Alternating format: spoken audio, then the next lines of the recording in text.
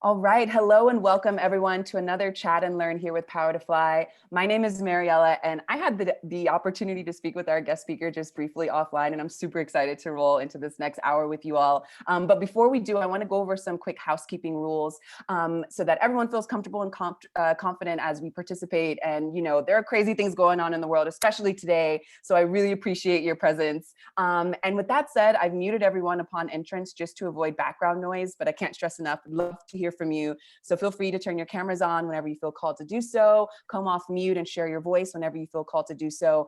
If you want to be kept anonymous, you can find me in the chat box and write to me privately and I'll flag that to our guest speaker. Otherwise, share your voice whenever you want, be free. The last thing that I'll say is this is being recorded. So if you do hop off of mute, you will be featured in our live recording. And then make sure you follow us on socials and subscribe to our YouTube channel so you can keep up with all the great chats we've got lined up. Bueno, ahora voy a pasar el mic a Luz. Luz está llamando de the Bronx in New York City. I'm calling from Argentina, and I'm super excited to moderate your chat today, Luz. Go ahead and tell us a little bit about yourself, how you came to know about Power to Fly, and what you're excited to share with us today. Yes. Hi. So my name is Luz. I'm the proud mother of 3 little ones, and I live here in Bronx, New York. And I'm so excited to be a part of this. I've learned about Power to Fly many years ago, and I had the opportunity to meet Catherine. So that was amazing just to see her. She's just like such a badass mommy. Yes. I said badass, and it's fine. Yes, go ahead. Be free. Be free. We're adults here. Yeah, and learned so much from her. And I'm just so happy for everything that Power to Fly stands for women and empowerment and getting us that seat at the table at places we probably would have never been welcomed to many years ago. Absolutely. And one of the things I love about Power to Fly as well is just that, you know, and it's actively bringing people, making space at the table and not just sitting at the table and putting a sign up. It says, you know, we're looking for diverse people. No, go out, find them, get their hand, let them know that they're welcome. Otherwise, you know, we're fighting the same battle. And so I appreciate that you have found Power to Fly. Catherine is amazing as well. I echo those sentiments. And so I won't read what's on the screen here. Do you want to share anything else about yourself, Luz? Yes. So just to give a little bit more context of who I am. So I want to say around 2016, I had like this major aha moment, and I decided I wanted to take a mission to start writing. And it was inspired through my 2 girls. And that was one of the reasons why I said, you know what, we don't have a lot of Latino voices. We don't have a lot of Afro-Latino voices or content in this world of literature and other in the library system or in media. In music we do, but context that represents children of color. And that was something that like really spoke to me, and it's something as a mom kind of like really shifted the way I thought. I had like more of this moments that I said, okay, I want to embrace my girls' beauty. I want them to know themselves as beautiful. What can I do to add to their narrative while they're going to school, why they have friends that might look different than them, or how they walk into these spaces? So that's what made me want to start writing. But more than that, in my day job, I'm not a writer. I work in healthcare. I've been working operations my entire life. Most currently, I work with a faculty member, and I help him with his lab, and I help him also with kind of like the day-to-day operations and things of that nature. But I'm really happy doing that. But at night, my passion is totally creating new projects to represent our children. Yes, well, congratulations and thank you. I definitely resonate with the sentiment of not being represented, you know, looking at billboards growing up or looking at things online or on TV and having to do the extra step of putting myself in that place to see how to really define success, you know? Yeah. So I love that you mentioned bringing this narrative back into a realistic perspective. You know, I don't even like to say minority anymore because I don't believe that BIPOC folks are minority people. You know, I think that we are the minority voice because our narratives, like you said, aren't really being not at all. You know, we're just scratching the surface. So I love that you are using a part of your day to dedicate that to sharing the narrative. So thank you so much, Luz. And with that said, you all have submitted some great questions offline. We're going to take these questions one by one. If you see your question come up on the screen, feel free to come off mute or write in the chat box so that we can dive deeper. If this was not your question and you want to add your tips, tricks, and 2 cents and dreams, feel free to do that as well. And let's just dive right into this first question. And Luz, feel free to dive as deep as you want. I always say that, a successful chat is if we're really engaged and we're going in, we're going hard. I don't want you to feel rushed, to feel like you need to go through all these questions, because they are really impactful and powerful questions. Again, you by having this chat right now, you are sharing a part of your narrative. So, take your time. What was your biggest struggle when you moved from the Dominican Republic to New York? Do you see similarities in the adversity you face compared to your daughters? So when I moved to the Dominican Republic, I was like, I believe 6 turning 7. I was still very young, but it was impactful in the way that I knew we left like key family members behind. Like we left my grandmother. I left my grandmother. Oh, my mom screams, you were 5. So I always say 6, but thank you, Mom. Yes, Mom, please make a cameo if you want. We would love that. So we left our grandmother. I left close cousins. We're a big family. My mother is one of 23 children. Yeah. Like that's how. Yeah, we had so many aunts and uncles. I have to check in with her. They were 23, right? She's one of 11.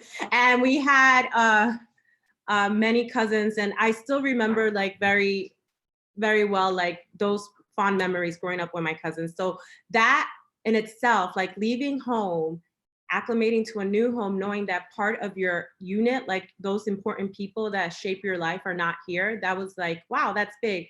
So I could really think of my children, if I ever say, hey, we're leaving New York City, like that will like crush them. Like their grandparents are here, their friends are here and everything. So that was the big one. And then the other thing was like leaving Dominican Republic to New York City, it's a huge difference. Like I remember walking into a building and having kind of like I guess you could say a podiatrist moment where I thought the building was gonna swallow us in, because I didn't understand that whole context. You live in a building, but there are floors and they're like apartments. Like it took me a minute to get comfortable with that idea, because everything was ground floor where we lived in Dominican Republic. So there were like many differences, but the way I could see a lot of these similarities face my daughters was when one of them left one of their schools and transferred to another one. It was almost like a very like small difference, but it was still impactful enough. Like it took them a moment to get used to their new school.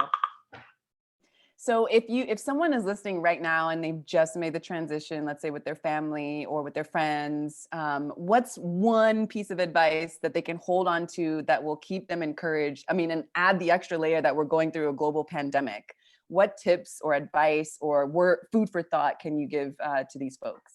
Yeah. So when my family made the transition and immigrated to the United States, one of the things that kept us a little bit whole and center is that we had many phone conversations with our family that we left behind, and as well as sending letters and packages back and forth.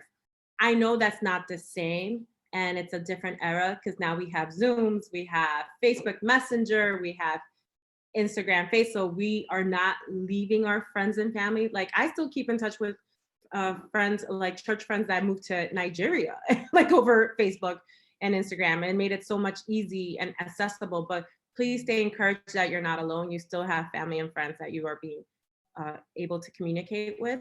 I think one of the things that you also need to be very happy and encouraged about, that at least in New York City, and I'll speak to New York City public school is making tremendous strides and tremendous impact and wanting to bring some of our cultures into the school setting. So our kids don't feel alone when they are coming from those different countries and trying to acclimate, because they know like language is a big one, but also feeling comfortable to know they see themselves in the curriculum.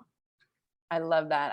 And I love to talk about just the way that society molds us and shapes us. And it oftentimes demands that you leave certain parts of yourself out. And I blame the education system for allowing this to happen. So I love that. I love to hear your opinion on New York making strides. I can actually echo on that. A good friend of mine that I went to school with, I actually had her on a chat and learn a couple months ago. She used to teach in the Bronx at a charter school. I think it's called a School of Excellence, Girls School of Excellence, all girls in the Bronx. And she is a white woman, but she was like going forth with sharing the narrative and helping those girls in the Bronx see themselves in books. So she took classic stories like Goldilocks, and instead of telling the story of Goldilocks, the girl had dreadlocks, and so that girls in the school could identify with Goldilocks in a different way, and it wasn't just another narrative that we're hearing from who knows when and doesn't represent us. And so I love that, it starts with education. And so I love that the public school system in New York is making strides to do that. I think one of the reasons why, and I'm glad you mentioned that book, that's a great book, by the way, because I saw that book with the girl with the dreads, and they're doing that. They're retelling also like what's that story with the girl with the three little bears? I forgot when he said porridge. I think it's called the Goldilocks, and oh gosh. No, is it not Gold? No, it's Goldilocks still. No, but there was a Snow White that I saw that was like the character looks dark melanin with like afro hair, and then there's another one of Rapunzel, and it's like Rapunzel with this long like locks of hair, like very voluminous. And I'm like so happy because I'm seeing that to be more representative of our culture. But just so you know, in the Bronx itself, I think one of the key things that happen is that we have more principals, more teachers that are women of color, men of color, and they are bringing their experience to the table. I don't think it was, I don't want to say it wasn't welcome, but it was something that you did not see. And that's just a reality, because when I was raising my daughters, and now they're 10 and 14, it's a drastic difference. The books available were not of that nature. And it's interesting, a couple of weeks ago, I was teaching a class, a digital marketing class for Calhoun, which is the school that my oldest daughter goes to. And they wanted to know what made me start writing. And I was talking to them, but my daughter, Chloe, had gone to their nursery school, and they had shared, do you know that we had scoured our library system because we noticed, even though we pride ourselves in ABCD of like bringing diversity and inclusion into our curriculum, we didn't have enough books representative of kids of color. And that was like a big moment of like, wow, this is full circle, because it started with my daughter, like wanting to see herself. Like this is, and now here we are, I want to say almost 5 years later, and now the curriculum has a lot of books of color for young girls and young boys. And here I am, they're having me talk about my book, knowing that I did this. And they didn't know one of the parts that impacted this big shift was because my daughter didn't see herself.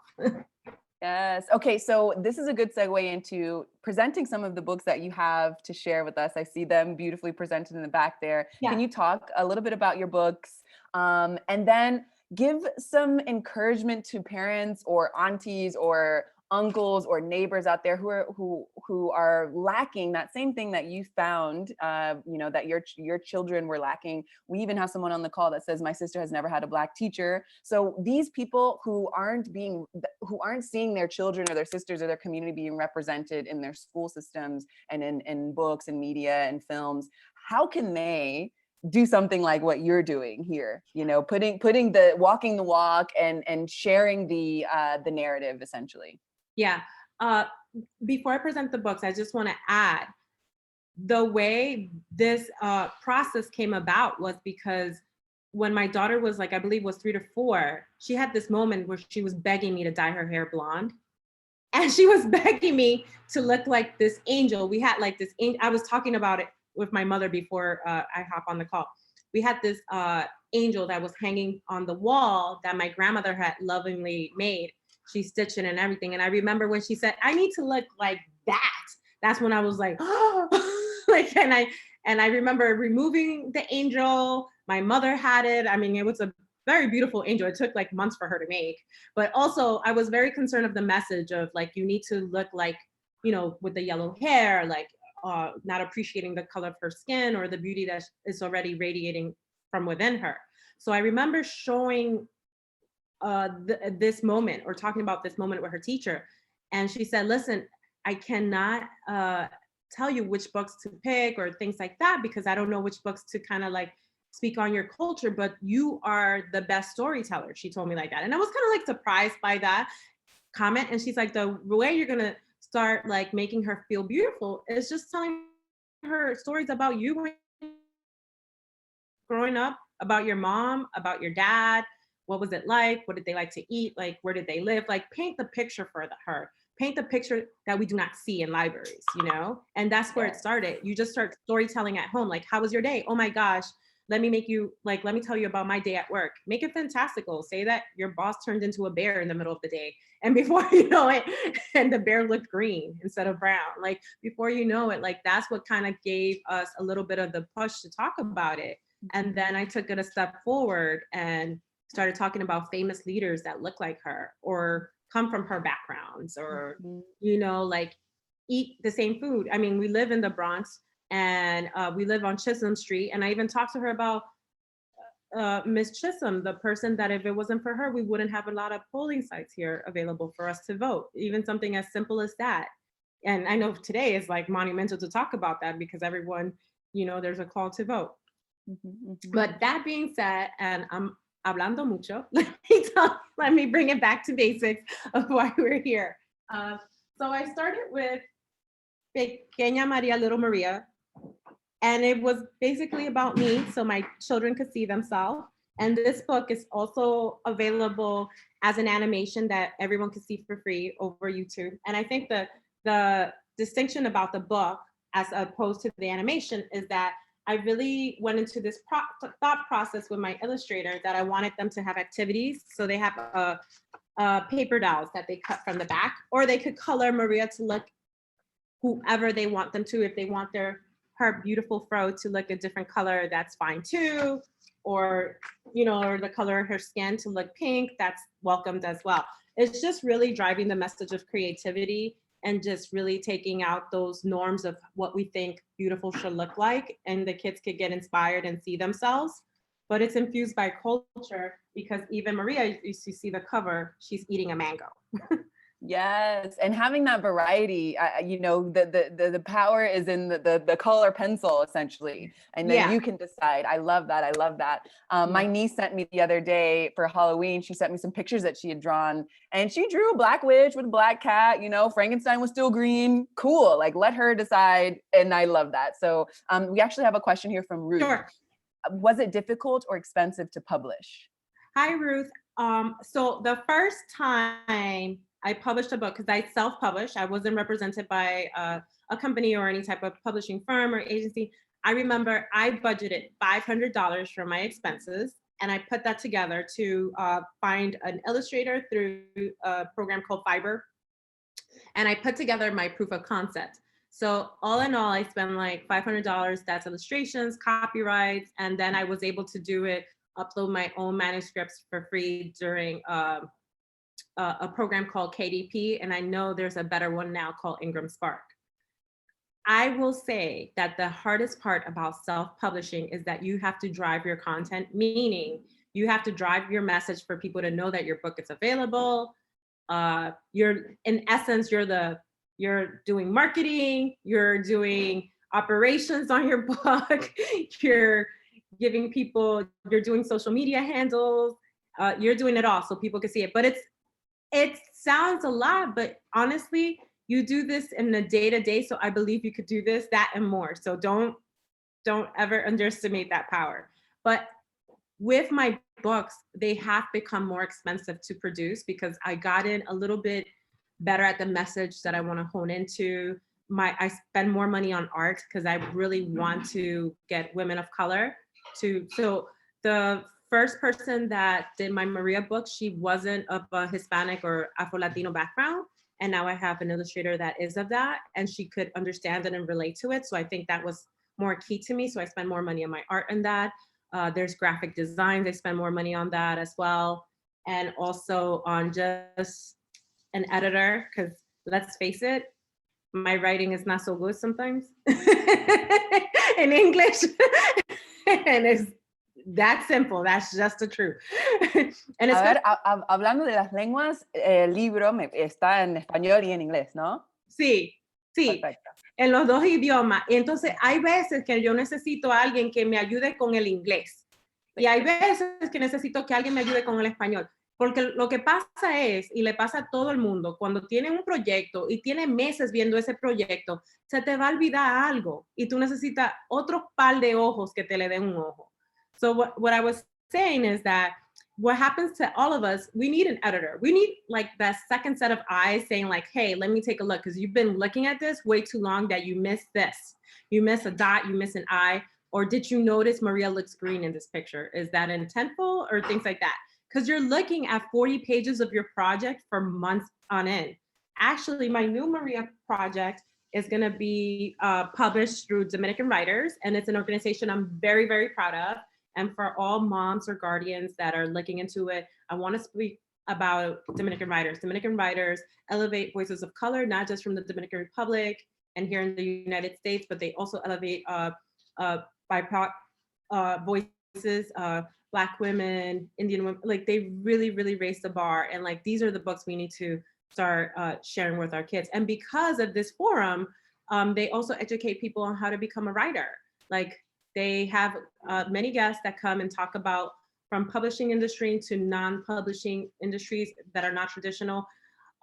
People like, for example, people that did the first a Netflix movie called, I think it's Dominicans and Vampires in the Bronx. I forgot the title, but it's a really great film. So it's on Netflix now if you want to see it. But he's a Dominican writer. He did amazing. But that's what I'm saying. Like they're really like just taking all these individuals that are doing amazing work and driving our messages. So I'm working with them on our next Maria book that is going to be infused with culture, and it'll be through the world of dance. I can't say much, but just make sure you keep an eye out because this is going to be it's going to be an amazing project, and we're going to highlight not just one culture, but as many as we can, which is 5. Beautiful, beautiful. And then just, I want you to repeat this towards the end, but how can we find you online? How can we support you? Oh, sure. How can we keep in touch with what's going on and what's coming up next? Yeah, make sure to follow me on my Instagram handle called Loose Mac Official. And the reason I have that like that is because I keep forgetting my own handles.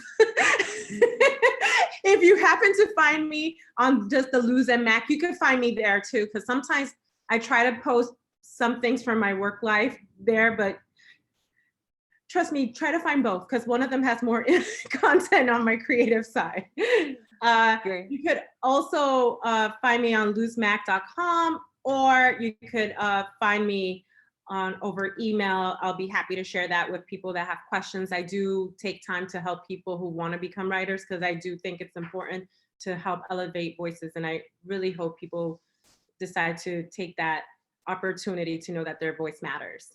Yes. So can you talk a little bit about, you said you had an animation out as well, and you told me an anecdote about the film or something being shown in Australia or something like that. Can you tell us a little about that story?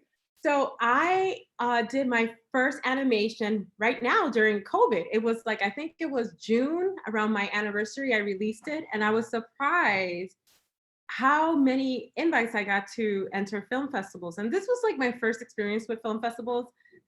Let me tell you, this is not something anyone knows how to navigate. It is a very different environment because one, you have a plethora of creative writers and creative directors like showing their content. And I was surprised how much accolades I got from Maria because everyone is like, this is beautiful. My niece needs to see it. So it became shared that somehow it ended up in Australia. And I got in contact with this person, I forgot her name, but she shared, you know, this is amazing. It represents like our Latino Australians or our Australians that are of color. And in my mind, I was like, oh my God, this is kind of like a sign for me. Like I had no idea that this project would speak to so many other individuals who need to see girls of color and girls of different languages. What is to be another representation? What does it mean to look bilingual and be of a bilingual home? Mm-hmm. Well, congratulations. And I have a lot of social resistance, and with technology, I feel like we can get distracted often and it Yeah. pulls our attention. But I love these stories because we see the power of digital community, the power of the internet in this case, and how we can really strive for a more inclusive narratives. I have one question here in the chat box I forgot to flag earlier, but Yeah. so we were speaking about your daughter earlier. Do you think your son will have different or better experiences than your daughter? So I do have to admit, I feel like boys do have different experiences than girl, and that is just my children.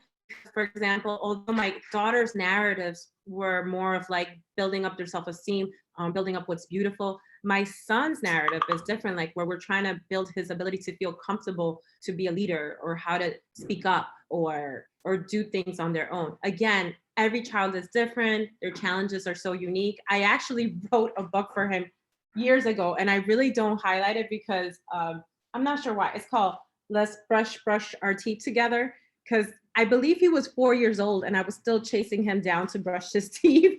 But when I did this kind of like made him think about like, I don't know if you could see that well, but we can see it. It looks great. Yes, I love that your actual stories are motivation for you to write these books, and specifically the purpose is so that your kids can see themselves and learn something like how to, have dental hygiene, good dental yeah, hygiene. So yeah. I love that you aren't going, like, your first instinct isn't to go chase for the money or chase the fame. It's like, I want to educate my children and let them know that, they are important. So I Oh, hope that we're all taking notes on this. to be honest, when I wrote Let's Brush Our Teeth Together, I remember I was showing it at work because someone is like, I had to write a policy about something about healthcare operations, about like a 15-minute wait list or whatever. And everyone's like, telling me like, you write policies so much, I imagine you write them for your kids. And I was like, oh my God, you're right, I should write a brushing teeth policy book. And this is how this came about, because I was complaining about like, hey guys, I have a boy, tell me the truth about boys. Do they always just love to run away from you? And they're like, yes, they do. That's all they do. I'm sorry, my hair got in my mouth. So anyway, so it was just it was a funny interaction. And then they're like, you know what? I bet you I could write a policy on brushing your teeth and make him think about it. And I remember he was so proud of it. He took it to nursery school and like, look, there's a book about me. Mhm. And his teacher asked him, do you still like brushing your teeth? He's like, absolutely not. Like, he just wanted to show the book about himself. Yes, Like, family PR happening in the works. he's like, absolutely not. This is not my thing. But obviously he's older now. He's 6, I know, 3 years ago, and much has changed. He still gives a fight about brushing his teeth, but he does it on his own. Awesome. So I know we have more questions to get to, but I want to hold here just for one more second because we were Sure. chatting offline about the importance of visibility. And you did Yeah. mention certain things about, what we see in the media, what we see in Hollywood. I mean, I was born in Los Angeles. I studied theater and film. I have, I wear a lot of hats. But one of the reasons that I actually left Hollywood was because I found it impossible. I Yeah. found it impossible. I would do a great job, right? The casting directors would tell me, the producers, everyone's great, right? And I just, one story will just like hit the nail on the head. So I did a great job. Everyone was telling me how great I did, blah, blah, blah. I didn't get the job. And I asked them why. And they said, because it doesn't look like I fit in the family. They had already casted the husband and the child. So right then you're putting this big blocker into sharing the true identity of families, diverse families, mixed families, modern families, whether it be 2 women, 2 men, different colors, it doesn't matter. And I just found that heartbreaking. And I mean, it wasn't actually, you'll love this. I decided to start writing more. Oh, I love this. I really love it a lot. Now I want to read it. I started to write more because I was like, you know what? You are judging me based on my appearance, and you're saying that I don't fit into this family in this one particular situation. And it happens so often, they put you in a box and they expect, for us to, practice diversity in real life, but they aren't showing that. So it's hard to make those ends meet when Hollywood in this example, or when publishing companies or media is not showing that this is possible. So I say all that to say, we were talking about Moana, for example. And I remember that when Moana came out, my nieces were like, I'm going tomorrow. Like, it's this girl looks like me. For a 4-year-old to say that, come on. Yeah. It wasn't for me, it was Moana. Like, we made a huge family event because I related to Moana a lot, being from an island. But for my son, for example, it was like what is it? The Spider-Man movie, the Miles Morales movie. It was that for him. And the girls, they were like quite in between, you know. It was weird, but I remember like getting emotional over Moana, and it was something like so simple because I just never saw myself in animations. I never saw myself in films till recently, and I feel like we've made tremendous strides to kind of even the playing field, but we still have more to go because a lot of kids are still not seeing themselves in the narratives or in the curriculum or in content or their dolls. I was really happily surprised when people liked my project because they will send me an email saying, my daughter said, oh my God, se llama Maria como yo, y se ve como yo. Like her name is Maria like me, and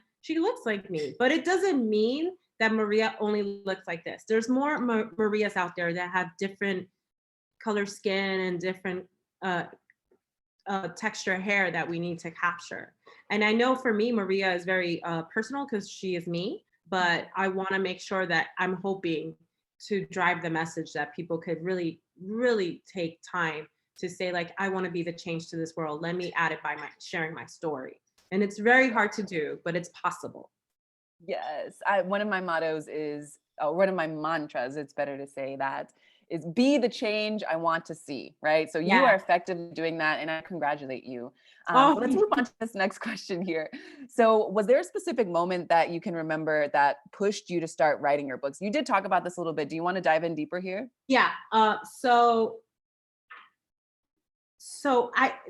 was something that happened when I had the moment that like Chloe wanted to dye her hair yellow and cut it and look like her friends or look like that beautiful angel that was hanging in our wall. And then when we started the storytelling, like I saw like this change and like this change in a good way. Like she started seeing people that look like her. But then there was like this other thing that I didn't do successfully as a mom. My kids, although they're bicultural kids, they don't know Spanish. And I noticed that even though I don't always speak Spanish to them, they do understand certain words here and there. They're more like the Spanglish culture, but I haven't found a lot of books that actually share the same mixture of culture that we replicate in life. So that's what made me want to create Maria, and I wanted to represent both languages and infuse it with culture. It was mostly from those moments, talking to my children. I remember when I did it, I would talk to them like if they were editors, like, what do you think? Like, this was me running around chasing butterflies, or this was me chasing mangoes. To this day, Chloe's favorite food is mangoes. Andrea, she likes mangoes, but not so much. I think she's more like of a banana person because she'll eat like the whole like bulk of bananas. But it did something to both of them that they talk about writing in such a different way. And I had no idea how much like this project of mine will do something in them. Like they're amazing writers.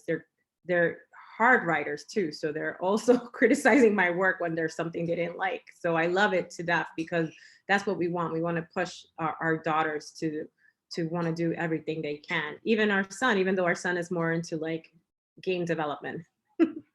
Oh, that's a whole nother conversation I about know. representation in games or not. So we can talk about that another time. Yeah. And Yvonne here wrote that Sophie just read a book for school that had Spanglish. I mean, we can talk about language for days. One of the things that I find most frustrating is that, language is magic. Language is magic, and how we use language more often than not to put up barriers and to, put up walls and to keep people out of something that is really enriching. One of my frustrations being in Argentina is that, speaking of, the beautiful trajectory of how where technology has arrived, most things I would say that I find, that I research or that I find really interesting are not available in Spanish. So I have to then go the extra mile to translate it, which that's okay. But it really makes me want to fight for this. Like, hey, how it's a problem, and I'm still looking for the solution. And I don't mean like Google Translates needs to be Google translating everything all the time. Like, how do we put that back into our power? Using language or not using language or playing with language, even if it's Spanglish. How do we do that effectively as the leaders of our community? I would love to hear you speak about language a little more. That's interesting. And I had that same thought process with when it comes also to the deaf mute community and hard of hearing, how we could have that more inclusive in the everyday life, especially for these communities. It affects more based on poverty level, and it happens to be kids of color. So I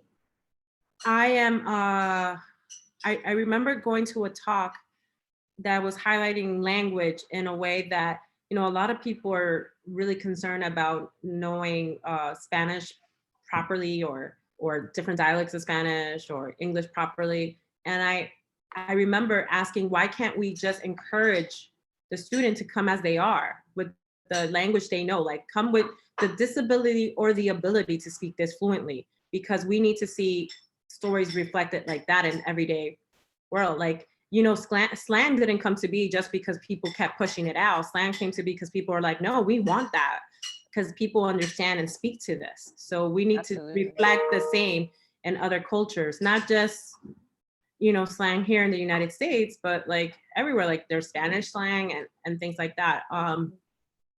Thinking about that a little bit more heavily, I do think that we have to do a lot of shifts, educational shifts in policy and how we teach our kids and how we welcome them to speak, because we do need them to make mistakes.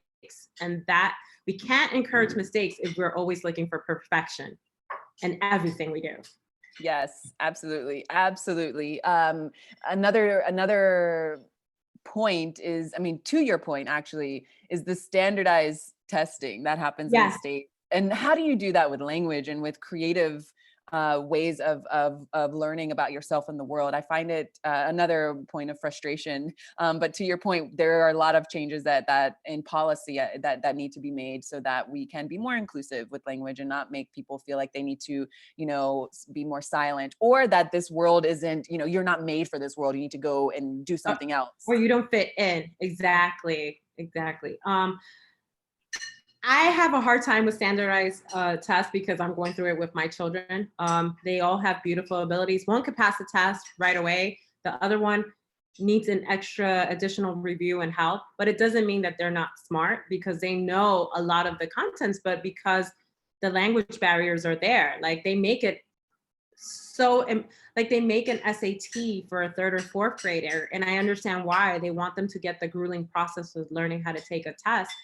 But in all honesty, to be successful in life, many individuals didn't even pass tests like this. Some of them, like some of the most successful people we admire, don't even have a PhD. I was laughing. I was telling someone like, I hate to quote a rapper, but 50 Cent wrote like, I never went to Harvard, but I have people that work for me that went to Harvard. Like that's a powerful statement. Like think about that. Like we're really grueling. I mean, don't get me wrong. I do want my kids to pass the test. But like, I think it has to be a happy meeting. We have to take things for what it's worth, the granular level. We need to celebrate their successes individually. We do want them to learn some of the things that the states require, but I also think that the states also need to include more of like these making mistakes, this like learning, all this process that goes, that happens with growing up and going through these kind of like life experiences and how to apply it back in the curriculum. Absolutely. Absolutely. We've got a comment here and a question from Ruth. How do you encourage your children to speak Spanish? My daughters don't like to because none of their peers speak it. They just hear it from me at home and their abuelos. Yeah, Ruth, yo paso por este mismo dilema. Mis hijas no hablan el español. En la escuela lo hablan a veces y lo practican porque no tienen de otra, lo tienen que practicar con sus maestras. Pero en la casa, cuando están con familiares o cuando están con nosotros, a veces dicen algunas palabritas. Y yo digo que es más Spanglish que otra cosa. Ellos en sí le da un poquito de vergüenza su acento. Y yo siempre les digo, no te avergüences de su acento porque más o menos tú estás practicando. Yo tengo mi mismo acento cuando hablo en el inglés y ellos no me quieren creer. Lo que yo hago es que estoy tratando de educarlas para que cogen más libros que tengan dos lenguajes. So I'm really encouraging them to pick up books that have two languages, at least so they could gloss over it. I do feel that in time, they're gonna start wanting to know more about speaking the language because it comes with age. Like they're not gonna love it at first because right now it feels like a task. But you know, the more exposure they have to it, or even making trips to their home country could help them be like, oh, like find this sense of like pride, this sense of like, yes, I am this. Let me act on it. Yeah, you know, one of the most, I mean, I hear, I have friends who have the same story, you know, Yeah. who either, I would say come from both sides of the coin, where it's like, either they don't speak Spanish because same thing that Ruth is saying, the majority of their friends, or, you know, it wasn't the norm in their school or day-to-day life. And then on the opposite side, like it blows my mind when I meet people here in Argentina who learned English by watching movies. My sister learned English by watching Sesame Street. I think mom, right? She learned it. Yeah, she was watching Sesame. But yeah, I didn't learn English till I really went to college because I was like by like one of these like programs that like 2 days is English, 2 days is Spanish, and it just leaves the kid more confused than anything else. Like, and I remember everyone that was in the program only spoke in Spanish, and the teacher used to get upset. So I just find it so wildly interesting. Like one of the biggest concerns, I don't want to speak for my mother, was like, oh my gosh, she needs to learn this language, and look at me now, like I speak English fine, but it takes a while. I think you have to kind of like just keep exposing the child and they'll naturally soak it up. Also, I also have to speak to the fact that the schools I went to, I think they were still trying to figure out how to teach dual language classes. They didn't have that kind of ironed out at all. I think the programs have been getting better with a lot of the new processes built into place, but some of the programs are still like a huge miss. There's a lot of kids that are coming from this country that are still struggling to learn and acclimate to English. And excuse me, I'll put a cherry on top of that. I remember teaching inner city kids in Texas and Houston who couldn't even pass an English test, and English was their first language. Now this is a bigger conversation. Oh no, that's a bigger conversation, which I agree with you, because I went to a school that they completely dismantled called John F. Kennedy High School in the Bronx. Known, this is what John F. Kennedy High School was known for, its football team. It was not even known for anything academically. And yet a lot of the kids that graduated that school were missing a lot of the rigor they needed to speak in English properly, right? I mean, I graduated that school and my English was horrible. Like I barely could make a sentence. I was just so happy I passed English class, like barely made it. But I really learned, it was in college because I had no choice but to learn. When I went out of state, that was it. Like, I'm like, oh my God, I really want to get this diploma. So I put all my work into it. But back to language, my husband, who is African-American, born in the Bronx and from New York City, he knows Spanish and he's afraid of speaking Spanish because of his accent. So there's something about the fear of sounding silly that really like hypes up a person's confidence to exhibit another language, you know? And absolutely. I'm the type of person that I want to make all the mistakes in the world because I just discovered who I am by these mistakes and I just love it. So I really encourage all of you, like you have every day is a new set of day to make thousands of mistakes, say the word all wrong or backwards, but you're going to get it. Trust me, do it. Yes. Do it and don't be afraid. I mean, I have to tell myself that every day living in a Spanish speaking country, you know, and then the response of, oh my gosh, you speak perfect Spanish. And I'll say, I do not speak perfect Spanish. This is a good day.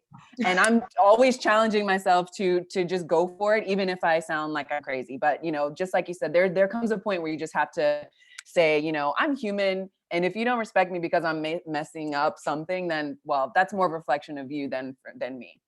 Oh, I hope I make you feel so happy. I had an interview on a live TV show in Spanish, and I forgot how to speak Spanish. I got like my my fears took the best of me, and I just froze. I was like like just because they're like, you're on live, like you heard them in the ear, and I was I was like, come again, like it took me. My airtime was like 4 minutes, and I think I used 1 minute just being frozen on air for a second. So it happens to all of us. Well, one of the things I love to talk about on these chats is the importance of emotional intelligence. Yes. And I just think that if we could instill in our education system and all the systems, all the institutions, at work, at play, at home, the importance of emotional intelligence, we would feel less judged by our peers, and we would probably go for more things without, you know, needing the approval of you did this right or you did this wrong. And to have those blooper moments, I mean, life is full of blooper moments, right? I have to admit, I learned more from bloopers. That's how I wrote my first book. I made a ton of bloopers. I'm happy to share. I don't have my first Maria book with me, but if you'll allow me to, I'll share with you some of the bloopers that even came from this book. Absolutely. When you're a writer and you're writing your first book, the text has to be wrapped with the image. I didn't know that. I didn't have a mentor. And I made a ton of these mistakes. There's also like the formatting and the wrapping of things, like the ISBN number doesn't only go here, it goes in the back. I had put it in an awkward state at first, but all these like mistakes only made me a better writer. So I encourage you guys to make all the mistakes you can, because you only have this one life to live, right? So this is the only way you grow from them. A lot of individuals I've met since I wrote my book have shared with me that they're so afraid of making a mistake, and that they're still holding on to their manuscript because they are so scared to submit it to someone for critique. And I'm like, are you kidding me? I submitted one manuscript a month ago and it was full of red, and I was just so happy. I'm like, oh, you read it. And you really hated it. Let's talk about it. And I had I don't let those mistakes deter me at all. I think I told this to my mentor. I met with a venture capitalist who was telling me that they were really interested in the Maria projects. And one of the questions they had for me is about monetization, growing the product, and expanding the stories. This is kind of like a different area, just besides writing a book and telling a message. This is the area of how do we carry your message and amplify it to many other voices and stretch out the story. You guys, I came into that meeting not prepared. It happens. I wanted to talk to them about one message, and they really wanted to talk about the expansion of monetization. I made plenty of mistakes. I know that guy never forgot me, because he still called me and told me, let me know when you're ready for a second meeting. You have to make these mistakes. You're never going to learn from them. You're never going to learn how to roll out your message even better, because all it does is sets you up for the better, to the next step and to the best level that you want to reach. Love it. Love it. Oh, such a beautiful message. Okay, let's move on to this next question here. Are there any things that you've realized about yourself as you're talking to your daughters and writing your books? Yes. I noticed that when my daughter was 3, and she was very unsure about the way she looked and things like that, and just needing that boost of confidence, that I needed it myself. That there were moments that I myself didn't feel very confident. Although I'm an adult and it's different, we hide things differently.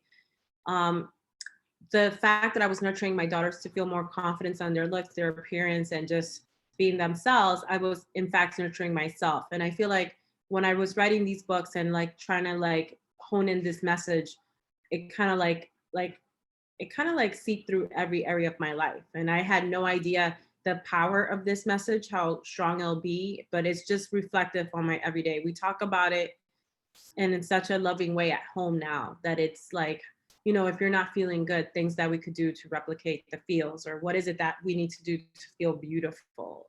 And I'm really, really happy that this is what it did. It just like inspired a different way of talking to each other. I love that. And I mean, we can, again, talk for days about beauty and how beauty has been sold to us and how we Yeah. are, eventually, hopefully, we all reach a point where we define what beauty is for us. And, again, practicing that emotional intelligence and being, confident in ourselves. But I mean, it's hard. And I can't imagine for digital natives, kids that are born with all of this media, all the digital, things that are flying around, and the perspective of beauty that is being shown. And so, I mean, I love that you, as their mother, are using this to develop your own sense of beauty, essentially, and to show them through walking the walk. Okay, so here's an example that I can give you from my family. So I grew up in the beauty salon. Okay, before I could even speak, I think my parents put a perm in my head and made my hair straight. And I decided several years ago to cut it out and to start fresh and to have my natural curls flow. My sister, who is 6 years older than me, didn't do that until recently. She now has 2 kids, my nieces, my beautiful nieces, who are now 6 and 4, I believe. And I mean, their hair is natural and it's huge, and it will, like, you'll see the hair before you see them and you will feel good. It brings all the good vibes. My sister was at the point where she was like, okay, how can I also show my kids that this is okay? Like, why I'm perming my hair, but I'm not perming my kids' hair, and they're starting to question me. So I love that now we're having parents reflect on beauty, new age beauty, I don't know what you call it, but just like real beauty, authentic beauty, through having kids. I don't have kids myself, but I love that my sister took that step. And I know that there are also a lot of people of color who are taking those steps. So feel free to dive in deeper there if you want.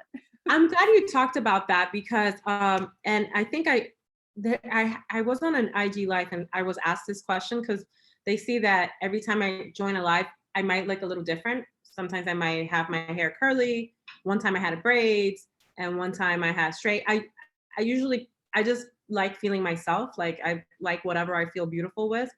But I encourage my kids, whatever they want to wear, they can. The only thing I care and make a big fuss about, that they use natural products, because, as a woman of color, we spend so much money on natural products, because we're concerned about hair texture, that it's properly cared and groomed, so they know how to take care of themselves.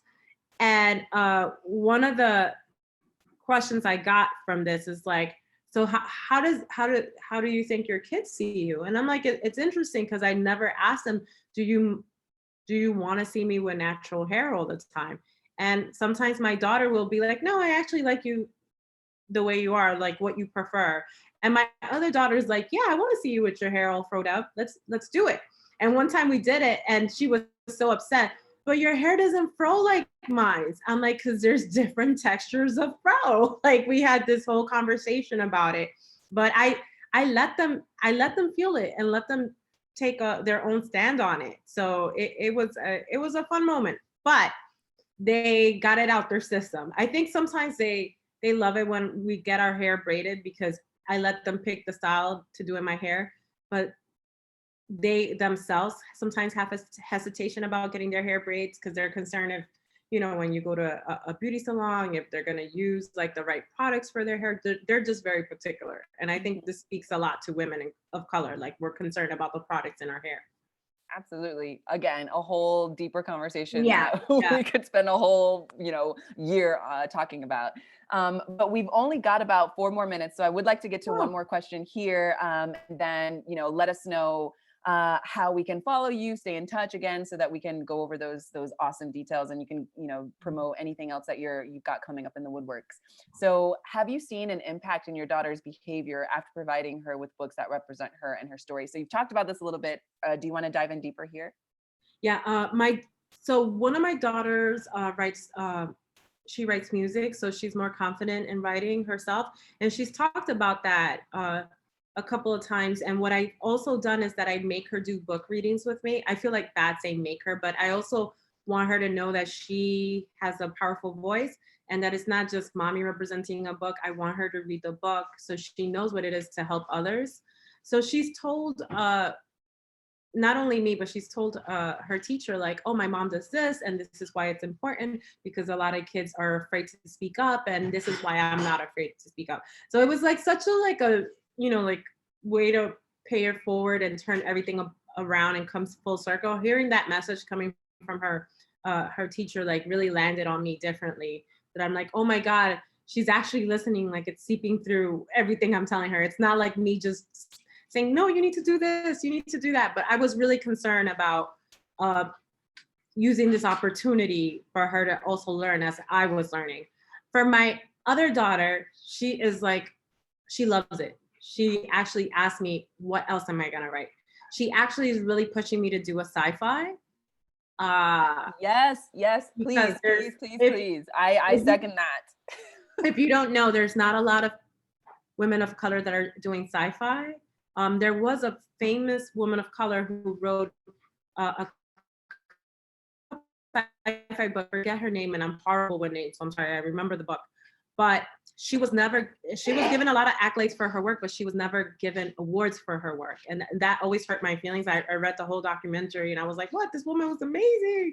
And my daughter was challenging me, like, "Mommy, maybe you could write a sci-fi." So I've been playing with the idea for the last 3 years, but I just finished finally 2 chapters that I'm proud of, but I haven't done anything with it. Like I haven't gone forward with it because I'm really busy trying to roll out Maria. That's my goal. Beautiful. Well, I'm excited to read this sci-fi that you've got coming up. Let me just say, because I agree that, we as people of color can take up more space in the world of sci-fi because, our voices need to be heard. So as soon as it's ready, you let me know. I'm going to be following you on socials. Can you go ahead and go through how we can stay in touch with you on social media, and also, give your website, any other information you want? Yes, hi. So you guys are welcome to follow me on Instagram, LuceMacOfficial, or else you can follow me on the website, lucemac.com, or on Facebook, LuceMacOfficial as well. I'm also here. If you guys DM me or send me a message with any questions on how you guys could start your creative journey, I'm happy to help. And can you just leave us with some food for thought, something that we can take away after we end this chat here to encourage each other, to make sure we're speaking our truths, and to jump into something creative and also impactful as what you're doing right now? Sure. My challenge to you is that start by storytelling. No matter how small the story is, even if it's how your day is going, and the things that impact you is going to impact you differently than it'll impact me. And your story is that much more valuable.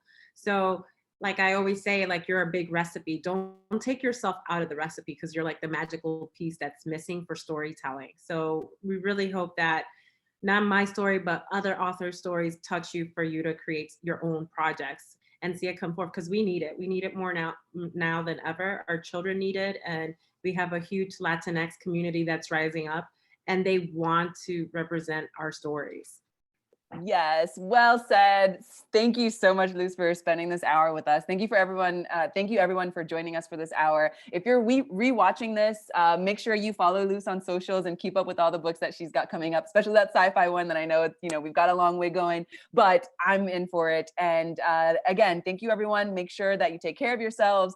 The world is crazy out there. We need to share our stories, as Luz said, and enjoy the rest of your week.